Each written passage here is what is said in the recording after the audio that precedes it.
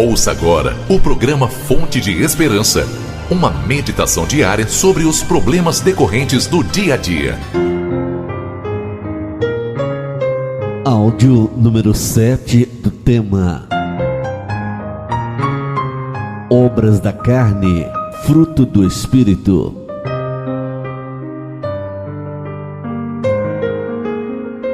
Nos programas anteriores, aprendemos detalhadamente sobre as obras da carne.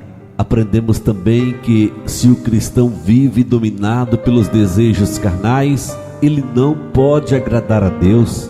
Outra verdade aprendida é, para o cristão, existem duas maneiras pelas quais ele pode viver, na carne ou no Espírito.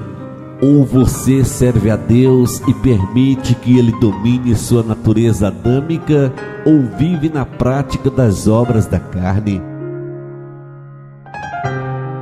No programa de hoje, vamos iniciar o nosso aprendizado sobre o fruto do Espírito.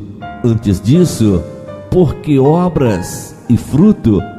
Obras da carne, nós as produzimos por causa da natureza pecaminosa, da inclinação de nosso corpo para o mal. Então essas obras são processadas no laboratório de nosso coração. O fruto do Espírito não é uma produção nossa, não é resultado do que somos, e sim uma operação sobrenatural e extraordinária do Espírito Santo em nós, de tal maneira que é uma obra única em nosso coração.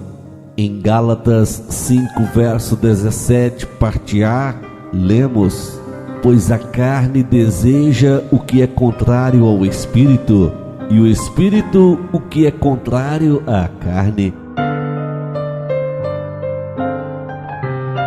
O conflito espiritual interiormente no cristão envolve a totalidade da sua pessoa. Este conflito resulta numa completa submissão às más inclinações da carne, o que significa voltar ao domínio do pecado, ou numa plena submissão à vontade do Espírito Santo, continuando o cristão sob o senhorio de Cristo. O campo de batalha está dentro de cada cristão, e o conflito continuará por toda a vida terrena. E ouvinte, enquanto as obras da carne são um convite para o pecado, o fruto do Espírito é um convite para a santidade. Gálatas capítulo 5, versos 22 e 23, temos um conjunto de 9 virtudes, ou 9 partes que constituem o propósito e o alvo de Deus para os cristãos. É o próprio Espírito Santo quem produz em nós essas virtudes ou partes que constituem o fruto. Antes de detalharmos estas virtudes, vamos estudar um pouco sobre quem é o Espírito Santo, qual é o seu papel no plano da redenção. Evangelho de Jesus, transcrito por João, capítulo 16, versos 7 ao 13, diz: mas eu lhes afirmo que é para o bem de vocês que eu vou. Se eu não for, o conselheiro não virá para vocês, mas se eu for, eu o enviarei. Quando ele vier, convencerá o mundo do pecado, da justiça e do juízo. Do pecado, porque os homens não creem em mim; da justiça, porque vou para o meu Pai, e vocês não me verão mais; e do juízo, porque o príncipe deste mundo já está condenado. Tenho ainda muito que lhes dizer, mas vocês não o podem suportar agora. Mas quando o Espírito da verdade vier, ele os guiará a toda a verdade. Não falará de si mesmo, falará apenas o que ouvir, e lhe anunciará o que está por vir. Lido este texto, falo a você 3 verdades que os cristãos precisam saber sobre o Espírito Santo. Primeira verdade: divindade. A deidade absoluta do Espírito Santo é revelada nas Escrituras, e essa é a crença da igreja ao longo dos séculos. Essa verdade está clara na fórmula batismal, quando o Espírito aparece como Deus igual ao Pai e ao Filho. Mateus 28, verso 19, abre aspas, batizando-as em nome do Pai e do Filho e do Espírito Santo, fecha aspas. Assim habita no cristão o Deus Trino e Uno, o Pai, o Filho e o Espírito Santo. Segunda verdade, personalidade. A personalidade do Espírito Santo é uma verdade bíblica. As Escrituras revelam os elementos constitutivos dessa personalidade, e os principais são o intelecto, a emoção e a vontade, entre os demais. Dentro de sua personalidade, veja 13 características do Espírito Santo. Em 1 Coríntios 2, versos 10 e 11, lemos que o Espírito é inteligente e raciocina. Em Romanos 15, verso 30, lemos que ele ama. Em Efésios 4, 30, lemos que ele se entristece. Em 1 Coríntios 12, verso 11, lemos que ele tem vontade própria. Em Atos 8, verso 29, lemos que ele fala. Em Romanos 8, versos 26 e 27, lemos que ele intercede. Em 1 Coríntios 3, verso 16, lemos que ele habita. Em Apocalipse 22, verso 17, lemos que ele convida. Em João 14, verso 26, lemos que ele ensina.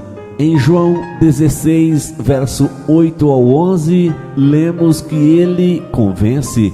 Em Atos 16, versos 6 e 7, lemos que ele ordena. Em Atos 7, verso 51, lemos que ele não pode ser resistido. E em Tiago 4, verso 5, lemos que ele sente ciúmes.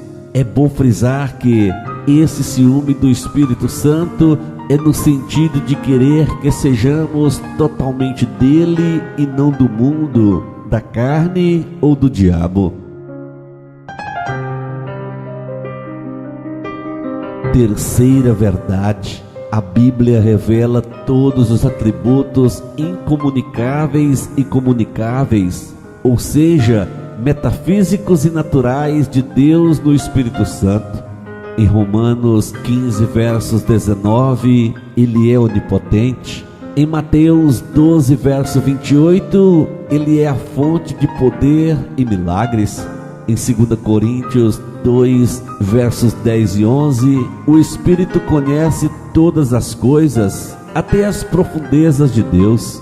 Em Romanos 8, versos 26 e 27, o Espírito Santo conhece como anda o coração humano. Em João 16, verso 13, o Espírito Santo conhece as coisas do futuro. A palavra de Deus apresenta de igual modo seus atributos comunicáveis, santidade, verdade, sabedoria, entre outros. Daí surge a pergunta: o Espírito Santo é uma pessoa? A resposta é sim, o Espírito Santo é uma pessoa. Muitos cristãos até acatam a lógica de o Espírito Santo ser uma pessoa, mas igualmente permanecem com dúvidas. Isso se dá devido a alguns já foram levados por vento de doutrinas que apresentam o Espírito Santo não como uma pessoa, mas como a forma ativa de Deus. Outra pergunta frequente sobre o tema é: como se explica a Santíssima Trindade? No programa de amanhã estaremos respondendo esta pergunta.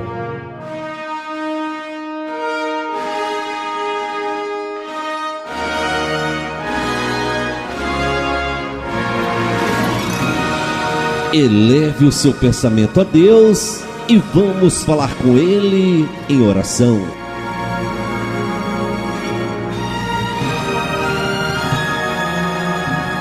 Soberano e amado Pai, Deus bendito e eterno, obrigado, meu Deus, pelo plano perfeito Cristo se entregou à morte de cruz para que todo aquele que nele crer não pereça, mas tenha vida eterna.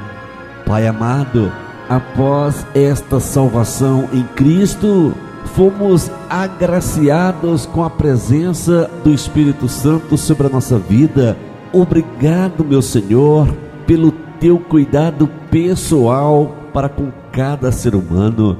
Oro a ti nesse instante, intercedendo a tua bênção sobre a nossa vida, intercedendo a cura física, intercedendo a cura da alma, intercedendo, Pai, a manifestação do teu Espírito Santo na vida de cada pessoa que ouve esta mensagem hoje.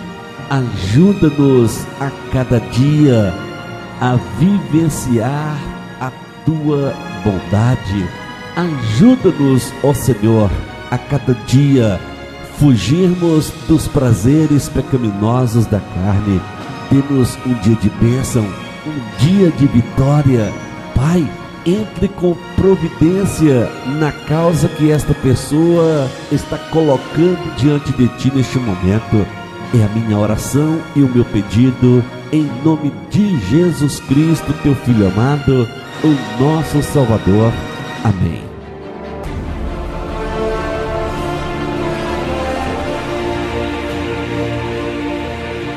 E ouvinte, como se explica a Santíssima Trindade?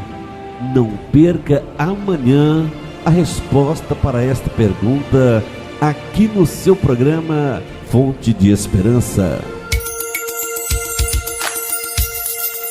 Você ouviu o programa Fonte de Esperança. Compartilhe esta mensagem com os seus amigos que também podem estar precisando de uma palavra como esta. Deus abençoe a sua vida. Se você queira receber áudios semelhantes a este, envie o seu contato pelo WhatsApp 62 98499 0001.